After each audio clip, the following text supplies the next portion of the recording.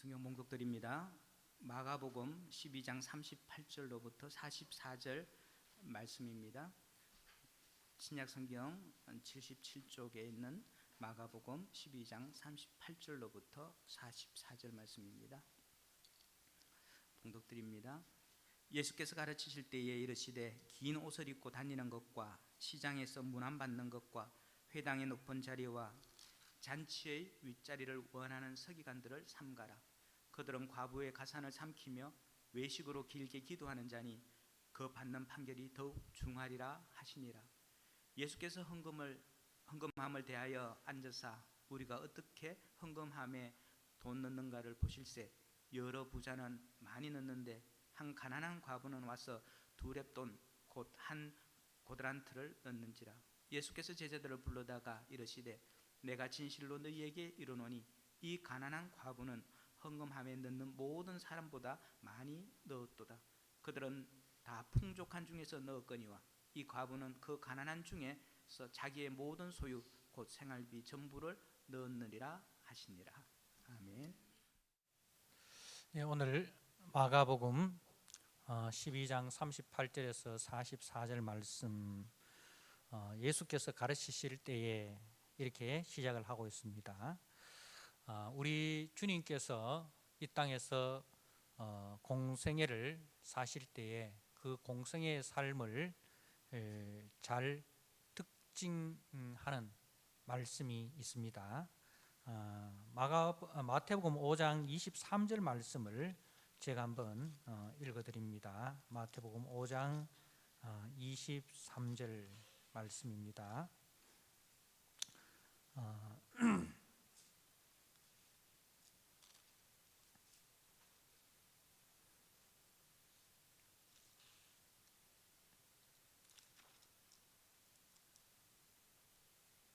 죄송합니다. 4장 23절입니다. 4장 23절. 예수께서 온 갈릴리에 두루 다니사 그들의 회당에서 가르치시며 천국 복음을 전파하시며 백성 중에 모든 병과 모든 약한 것을 고치시니. 그리고 9장 35절 말씀입니다. 예수께서 모든 도시와 마을에 두루 다니사 그들의 회당에서 가르치시며 천국 복음을 전파하시며 모든 병과 모든 약한 것을 고치시니라. 우리 주님이 이 땅에서 어떤 사역을 하셨는가 하는 것을 이제 마태복음 4장 23절, 9장 35절에서 가르치심, 그리고 천국 복음을 전파하심, 그리고 모든 병과 약한 것을 고치심, 그렇게 가르치심, 천국 복음 전파하심, 그리고 고치심, 이 세 가지로 우리 주님의 사역을 말씀을 하고 있습니다. 그리고 이제 주님께서는 이 사역을 그의 제자들에게 위임하시는 것을 보게 됩니다. 우리가 마태복음 10장 1절 말씀에 보니까 예수께서 그의 제자들을 부르사 더러운 귀신을 쫓아내며 모든 병과 모든 약한 것을 고치는 권능을 주시니라. 그리고 10장 7절에 가면서 전파하여 말하되 천국이 가까웠다 하고, 그렇게 주님께서 이제 그 12 제자들을 부르시고 그 12 제자들을 이제 파송하시면서 하시는 말씀이 이제 가서 전파하여 말하되, 전파하여 무엇을? 천국이 가까웠다. 천국 복음을 전파하라. 그리고 또 그 12 제자들에게 귀신을 쫓아내고 모든 병과 모든 약한 것을 고치시는 권능을 주셨다. 그렇게 하셨습니다. 자, 그리고 우리 주님께서 이제 승천하시기에 앞서서 제자들을 부르시고 그 제자들에게 이렇게 명령하시는 것을 봅니다. 마태복음 28장 18절에서 20절 말씀을 제가 한번 읽어드립니다. 예수께서 나와 말씀하여 이르시되 하늘과 땅의 모든 권세를 내게 주셨으니 그러므로 너희는 가서 모든 민족을 제자로 삼아 아버지와 아들과 성령의 이름으로 세례를 베풀고 내가 너희에게 분부한 모든 것을 가르쳐 지키게 하라. 볼지어다 내가 세상 끝날까지 너희와 항상 함께 있으리라 하시니라. 우리 주님께서 제자들에게 이제 마지막으로 주신 대위임 명령이죠. 바로 모든 것을 내가 너희에게 분부한 모든 것을 가르쳐 지키게 하라. 이렇게 가르침의 사역을 우리에게 말씀을 하고 있습니다. 그러므로 오늘 교사 헌신 예배는 주일학교 교사들이 헌신 예배 드리는갑다. 주일학교 교사들이 헌신 예배 드리는갑다. 나는 교사가 아니니 그냥 참관인으로 드리겠다는 생각이 있으면 빨리 그 생각을 수정하셔야 됩니다. 그러니까 우리 모두가 교사입니다. 주님께서 우리 모두에게 그죠? 너희는 이렇게 할 때에 여기에 저는 아닙니다, 저는 빠져 있습니다 라고 말할 수 있는 사람이 있습니까? 없습니다. 아무도 없습니다. 너희는 할 때에 이 말씀을 듣는 주님께서 이 말씀을 듣는 11제자 그리고 갈릴리에서 주님을 배웠기를 원하여 따라간 사람들 뿐만 아니라 그저 그 당대의 사람들 뿐만 아니라 오고 오는 모든 그리스도인이라 고백하는 예수를 주와 그리스도로 고백하는 모든 사람들이 바로 이 말씀을 받는 대상들이라는 거죠. 그래서 우리 그리스도인은 누구든지 예수가 그리스도라는 것을 가르쳐야 되고, 그죠? 그리고 천국이 가까웠다는 것을 가르쳐야 되고, 그리고 그 천국의 복음의 내용을 가르쳐야 할 사명이 모든 성도들에게 다 있다는 거죠. 다 있습니다. 그래서 이제 우리가 주일학교도 마찬가지지만 주일학교뿐만 아니라 우리 모든 이제 주일학교 학생회, 청년회, 장년부, 노년부 다 우리가 가르침을 받아야 할 대상이면서 동시에 가르쳐야 할 교사의 직분을 다 가지고 있다는 거죠.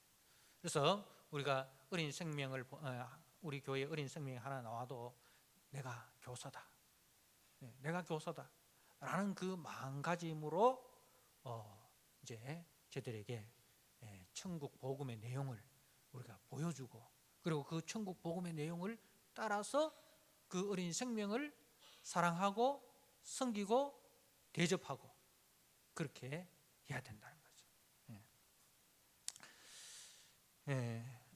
우리 주님께서 이 이제 가르치심, 천국 복음을 전파하심, 그리고 병 고치심 이 세 가지를 이제 하셨는데 특별히 이 가르치심의 내용이 강조되고 있습니다. 그런데 그 가르치심의 내용은 무엇입니까? 천국 복음입니다. 그죠? 우리가 뭘 가르치겠습니까? 우리가 뭐 영어를 가르치겠습니까? 수학을 가르치겠습니까? 뭘 가르치겠습니까? 교회에서 가르쳐야 할 것은 천국 복음입니다. 그죠? 천국 복음을 가르쳐야 됩니다. 자, 천국 복음이라는 그 말에는 그 나라의 복음이라고 이렇게 관조가 돼요. 그 나라의 복음, 그 나라의 복음. 그러니까 이 복음은 천국 복음만 있는 게 아니라 이 말입니다. 그 당시에 로마의 복음도 있었다는 거죠. 로마의 복음, 로마가 전하는 기쁜 소식 있었다는 거죠. 이 복음이라는 것은 헬라어로 유앙겔리온이라고 하는데 기쁜 소식. 그럼 로마에 있어서 복음은 무엇인고 하면 이제 이 유앙겔리온이라는 것은 전 국가적으로 전 국민이 들어야 할 소식을 이제 유앙겔리온이라 합니다. 그러니까 전 국가 로마의 모든 통치 아래에 있는 시민들, 그리고 로마에 종속된 식민지, 그죠? 그러니까 그 모든 사람들이 들어야 할 기쁜 소식이 뭔가 하면은 새 왕이 등극하였다. 새 왕이 등극하였다. 예. 그리고 우리가 전쟁에서 이겼다. 로마가 전쟁에서 승리하였다. 이것이 이 로마의 통치를 받는 모든 사람들이 들어야 할 기쁜 소식입니다. 새 왕이 등극을 하였고 그 새 왕이 우리에게 승리를 가져다 주었습니다. 자, 로마의 황제가 등극하고 그 로마의 황제가 전쟁에서 승리를 가져오고 그리하여 로마의 그 통치가 확장되고 로마의 통치가 확장될수록 뭐가 옵니까? 이제 포로들이, 그죠? 포로들이 잡혀와서 노예가 되고 또 그 나라의 모든 금은보화 물질들이 로마로 이렇게 들어와서 로마는 그것을 통해서 이제 부귀 영화를 누리게 되고 다시 말해서 팍스 로마나 로마의 평화가 이제 이루어지는 것입니다. 그러면 그 로마의 평화는 어떻게 옵니까? 로마의 평화는 절대적인 힘에 의해서 이루어집니다. 그죠? 로마의 평화는 로마의 그 강력한 군대, 그 로마의 강력한 그 군대의 힘에 의해서 로마의 평화가 오는 겁니다. 그래서 로마는 압도적이고 절대적인 힘으로 그 주변 나라들 약소국들을 제압하고 굴복해 하고 그래서 로마를 위하여 헌신하게 하였습니다. 그러니까 철저한 약육 강식이죠. 로마의 이 복음은 팍스 로마나는 철저하게 약육 강식입니다. 그리고 적자 생존입니다. 승자 독식입니다.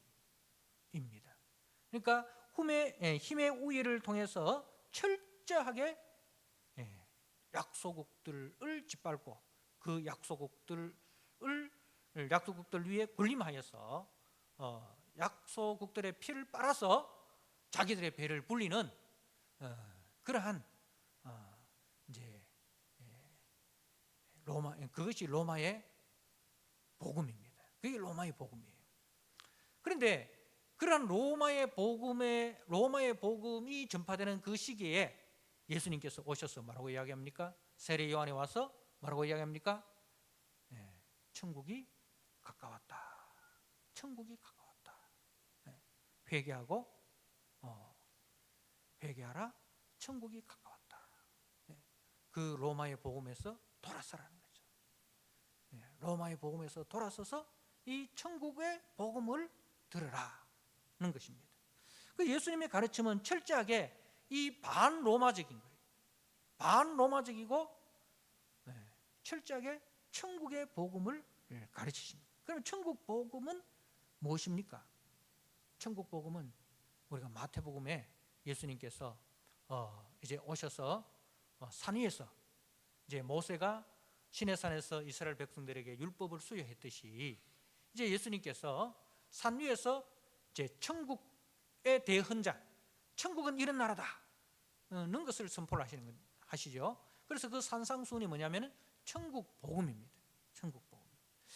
자, 천국 복음은 어떻습니까? 어떻게 시작합니까? 마음이 가난한 자는 복이 있나니 천국이 저희 것이요. 애통하는 자는 복이 있나니 저희가 위로를 받을 것이요. 온유한 자는 복이 있나니 저희가 땅을 기업으로 받을 것이요. 의에 주리고 목마른 자는 복이 있나니, 그죠? 긍휼히 여기는 자는 복이 있나니, 마음이 청결한 자는 복이 있나니, 화평케 하는 자는 복이 있나니, 의를 위하여 핍박받은 자는 복이 있나니, 이렇게 시작을 합니다. 그러니까 이 천국의 복음은 로마의 복음과는 철저하게 반대로 가고 있습니다. 로마의 복음은 눈에 보이는 물질을 앞세웁니다. 그죠? 눈에 보이는 물질을 앞세우고 눈에 보이는 힘을 앞세우고, 그죠? 근데 천국 복음은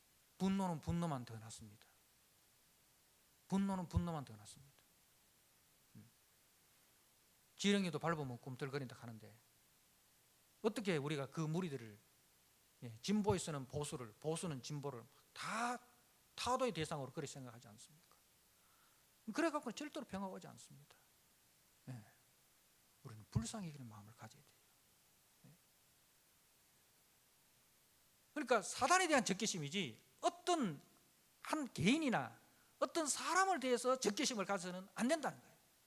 그러니까 그 시편 137편에 있는 바벨론이나 에돔이나 그 어린 것들은 뭐냐면 죄에 대한 적개심이에요. 그래서 먼저 내 속에 있는 그 죄를 결박하는 겁니다. 어린 것들, 죄의 씨앗이라 할지라도, 죄의 씨앗이라 할지라도 거기에 대해서는 전혀 아까운 생각을 하지 말아야 말입니다. 죄에 대해서는 절대로 불쌍히 여기는 마음을 가져서 안 된다 이거예요. 어린 것들을 바위에 메어쳐라 할 때 작은 죄라 할지라도 타협하지 마라. 작은 죄라 할지라도 용납하지 마라. 그 말입니다. 그래서 내 속에 있는 왜 이스라엘이 포로로 끌려왔습니까? 바벨론 때문에 끌려왔습니까? 에돔 때문에 끌려왔습니까? 아니잖아요. 자기들 죄 때문에 끌려왔잖아요. 그죠? 자기들이 하나님 앞에 바로 못 섰기 때문에 하나님의 징계로 끌려왔단 말입니다. 그래서 뭐냐면은 내 속에 있는 죄를 메어치는 거예요. 바벨론과 같은, 에돔과 같은 하나님의 영광을 가리고 자기의 영광을 드러내고자 하는, 그죠? 우리 속에 다 그런 에돔 같은, 바벨론 같은 그런 죄의 속성이 있다 이 말입니다.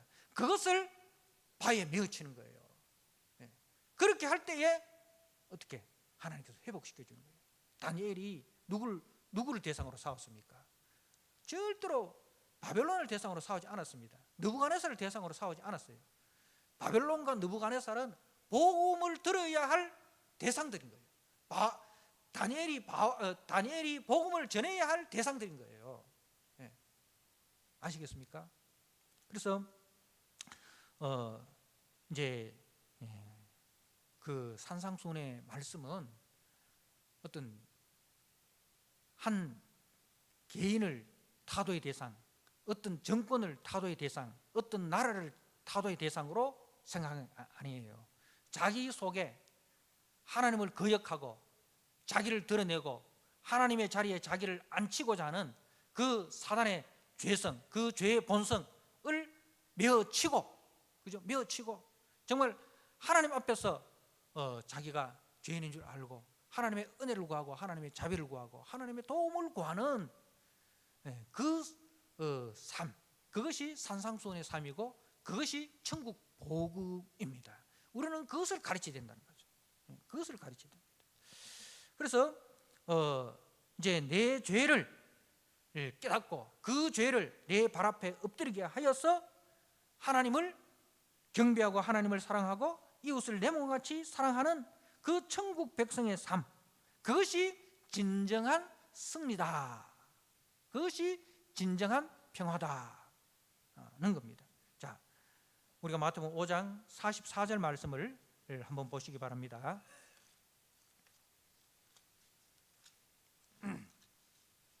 (5장 44절) 나는 너희에게 이르노니 너희 원수를 사랑하며 너희를 박해하는 자를 위하여 기도하라. 이게 천국 복음이에요. 천국 복음은 원수를 사랑하고 박해하는 자를 위하여 기도하라. 원수 박해하는 자가 누굽니까? 그때 당시에 로마 아니겠습니까? 그죠? 로마를 타도의 대상이 아니라 로마를 위해서 기도하라 그러죠. 그 로마도 그 천국 복음 앞에 항복하고 그 천국 복음을 수용하는 나라가 되도록 그렇게 기도하라는 거죠.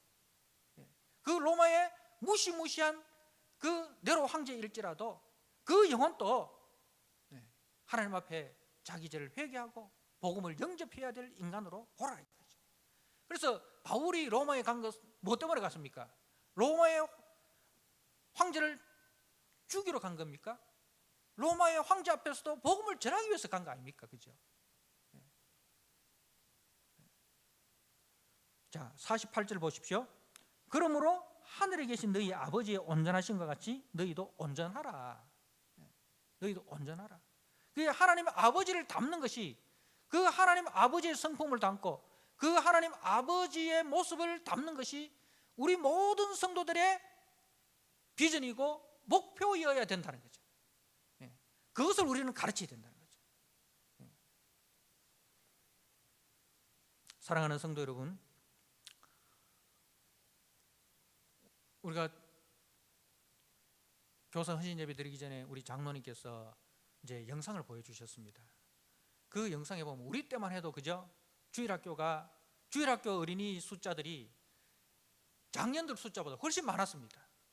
그게 뭐 보통 한 배 정도 많았잖아요, 그죠? 예.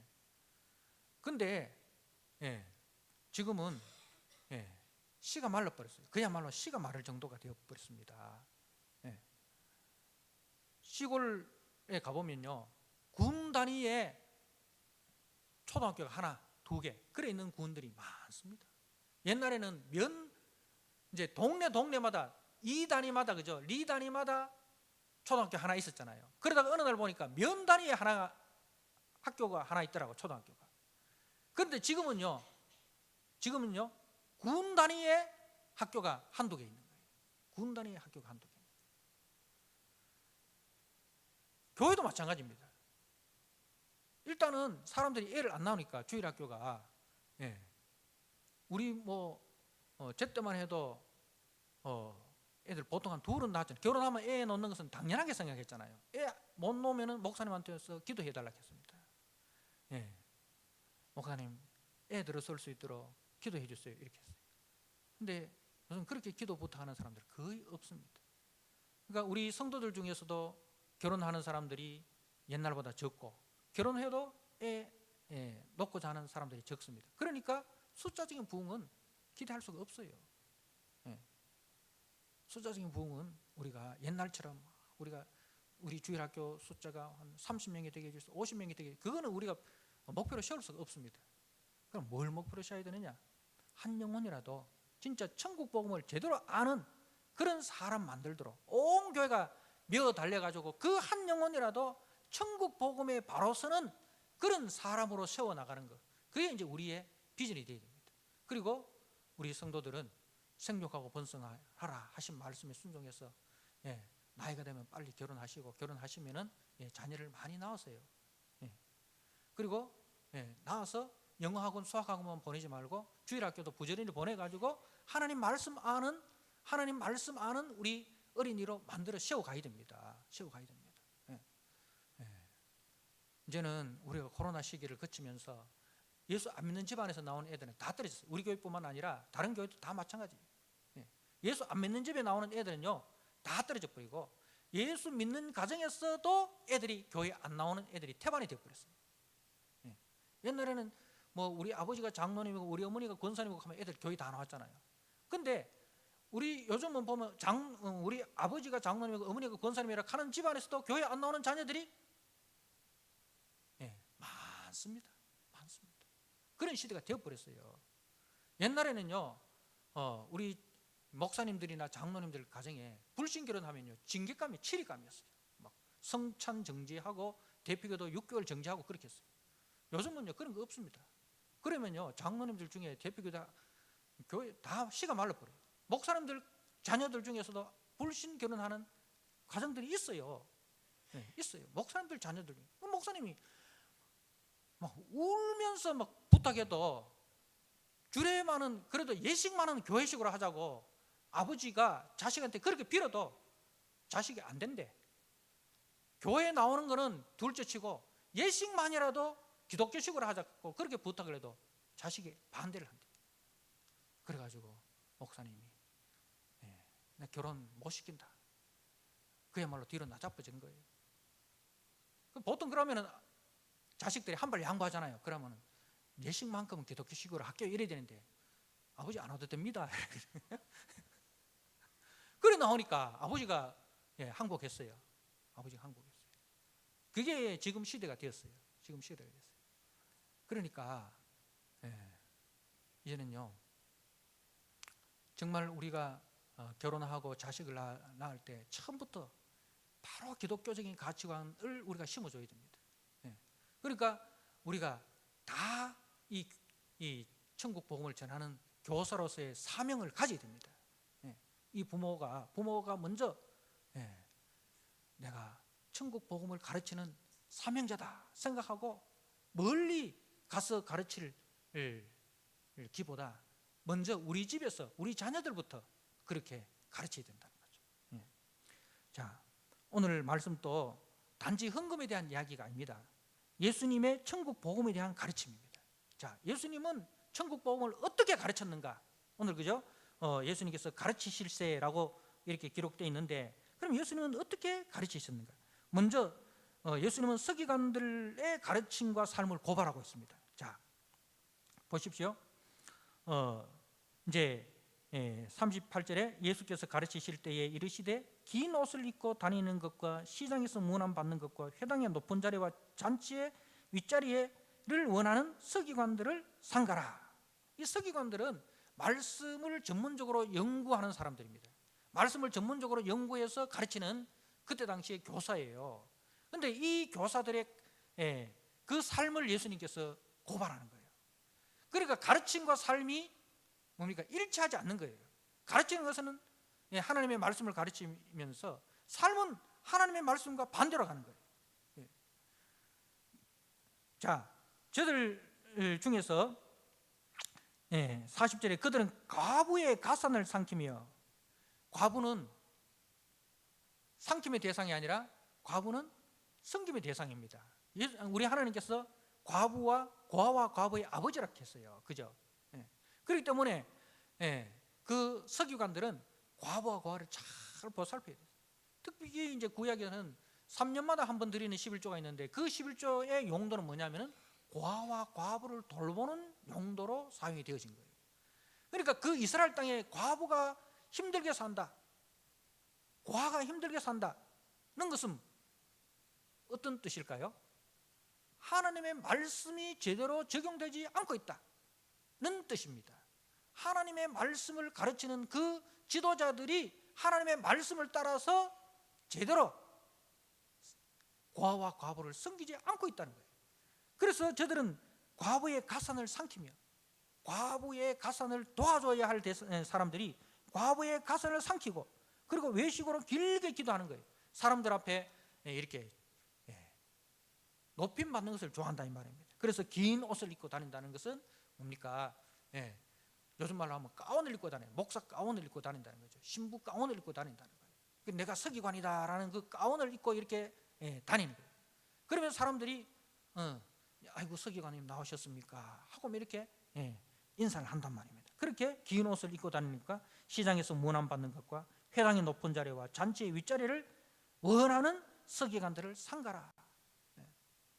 이제 그것은 천국 복음이 아니다 이 말입니다. 천국 복음을 가르친다고 말하는 저들의 삶이 전혀 천국 복음의 삶에 합당하지 않는 것을 고발하고 있는 거예요. 예수님께서 우리한테 오셔서 우리가 천국 복음을 가르친다고 말하는데 말하면서 그 천국 복음을 따라 살지 않고 있다면 주님은 우리를 고발할 것입니다. 누구 앞에? 하나님 앞에 고발할 것입니다. 자, 이제 예수님께서 41절에 예수께서 헌금함을 대하여 앉으사 무리가 어떻게 헌금함에 돈 넣는가를 보실세. 부자가 많이 넣는데 한 과부는 와서 2렙돈 한 고더란트를 넣는지라. 자, 이제 이 헌금함 앞에 예수님이 앉으셨어요. 원래 이 자리는 누가 앉느냐 하면은 서기관들과 이런 종교 지도자들이 앉는 거예요. 앉아가지고 헌금하는 걸 보는 거예요. 근데 이 사람들은 헌금함에 앉아서 뭘 보느냐? 어떻게 헌금하는 것을 보는 게 아니라 얼마를 헌금하는가를 보는 거예요. 얼마를 헌금함에 넣는가. 그때 당시에는 헌금이 철로 되어 있습니다.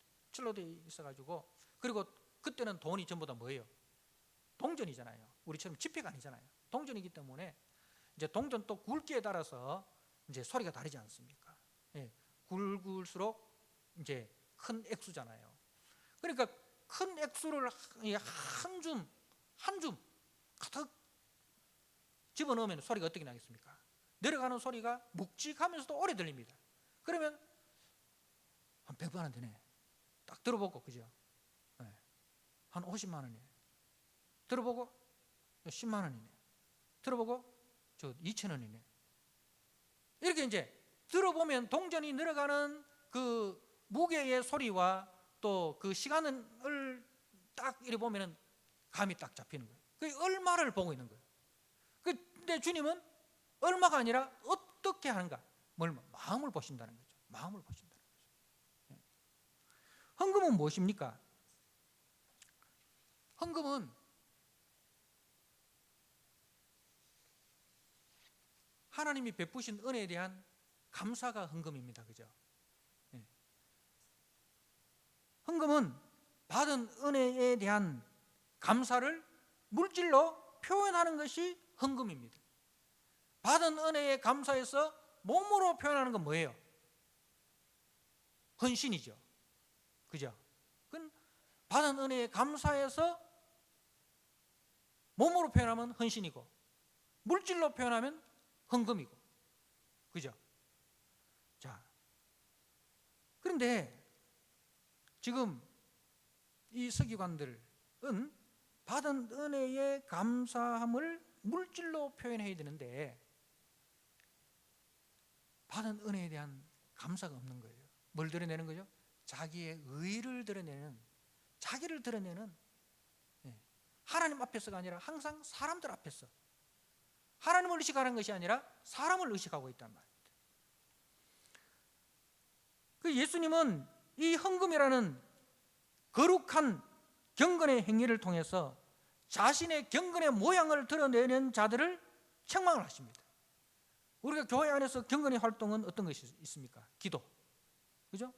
헌금, 예배, 봉사, 이게 전부 다 경건의 활동입니다.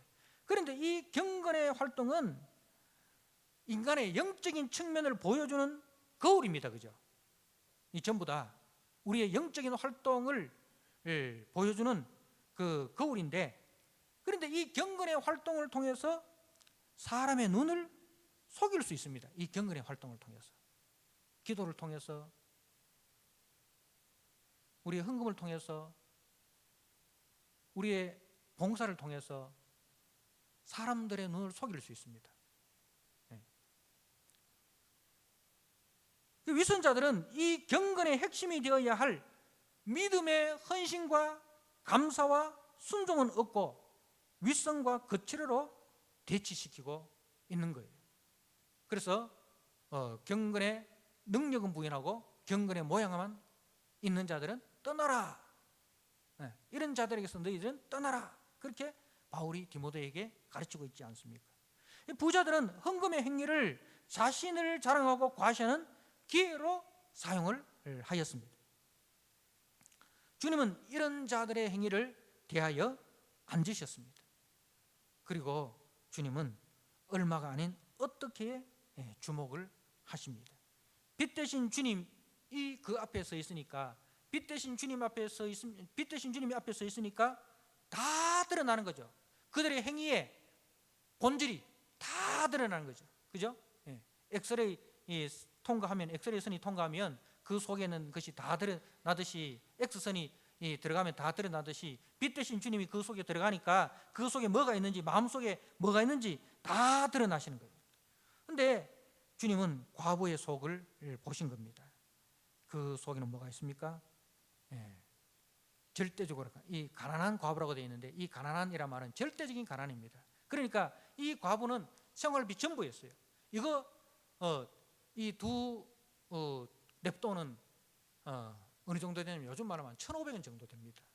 짜장면 한 그릇 값도 안 되는 그런 돈이죠. 그야말로 빵 하나 사 먹을 뿐만 없는 그런 아주 적은 액수입니다.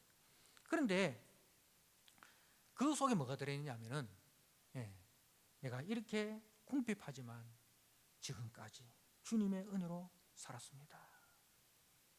나의 모든 것이 주님 것입니다.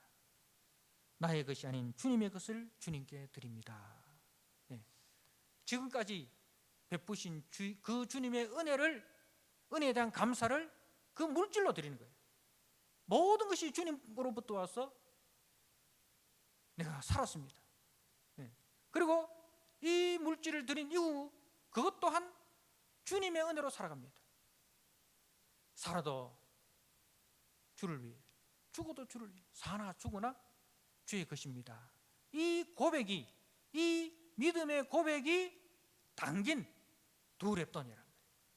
여러분, 그렇다고 해서 여러분들 다음 주부터 교회 올 때 한 2,000원 정도 헌금하면 받으시고 한 10만 원, 뭐 5만 원 이렇게 헌금하면 주님 안 받으신다, 그렇게 착각하시면 안 됩니다.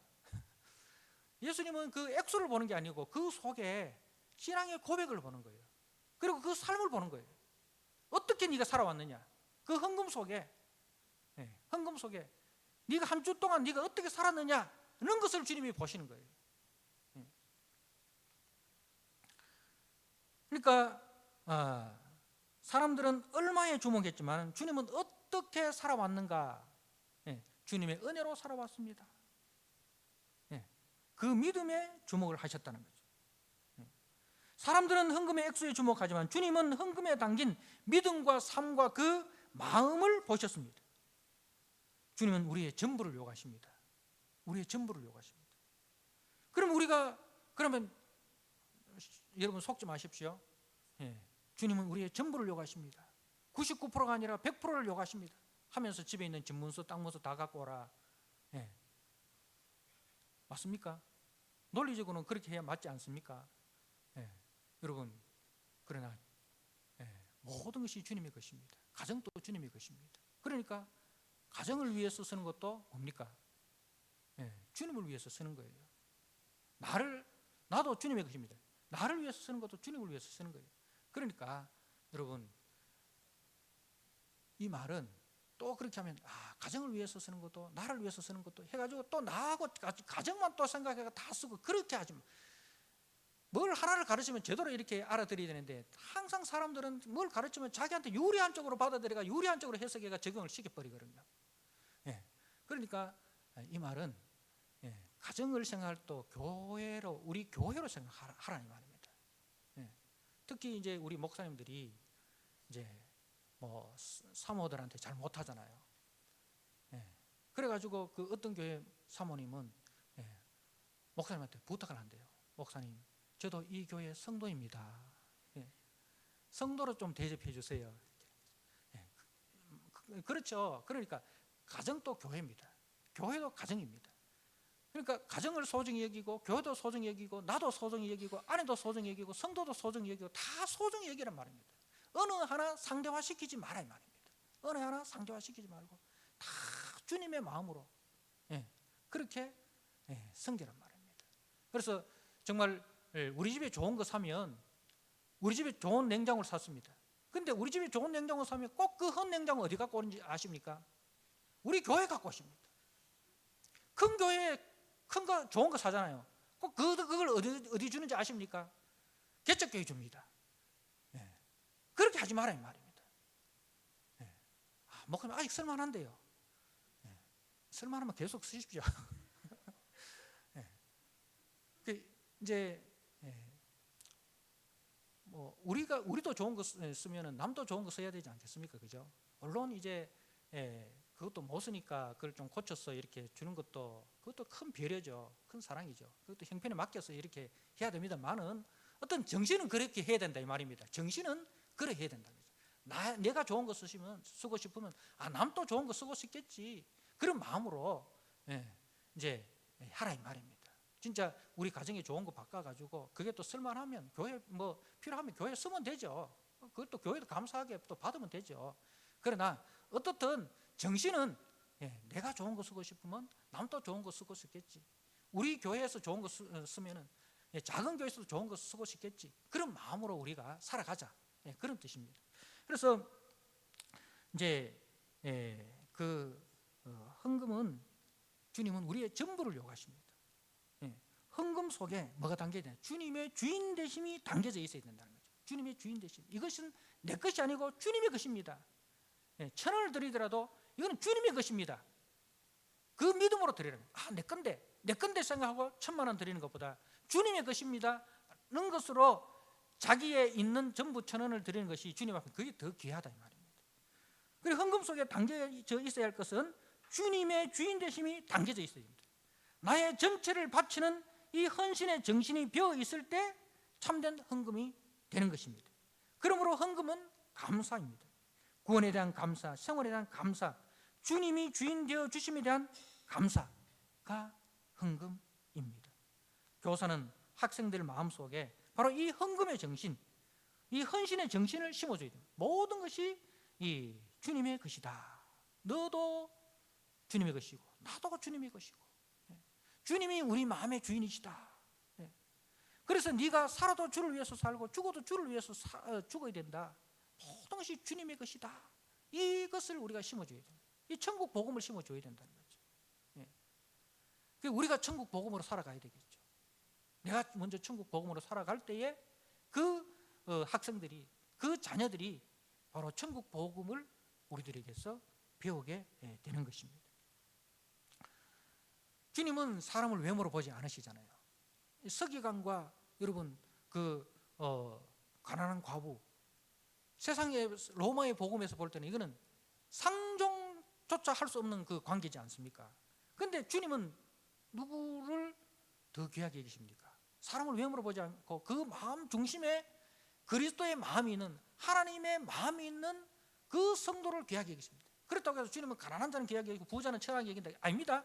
주님은 가난한 자일지라도 그 속에 그리스도의 복음이 없는 사람은 가치 없는 사람이고, 부자일지라도 그 속에 그리스도의 복음이 있는 사람은 가치 있게 여긴다, 그 말입니다. 그래서 그 속에 뭐가 들어있느냐, 그리고 뭘 심어줘야 되느냐. 우리 학생들 속에도 가난한 학생들이 있지 않겠습니까? 가난한 가정에서 가난하게 사는, 그리고 학력으로도 보면은 뭐 대학교도 못 나오고 고등학교도 못 나오고 그런 막 진짜 그죠?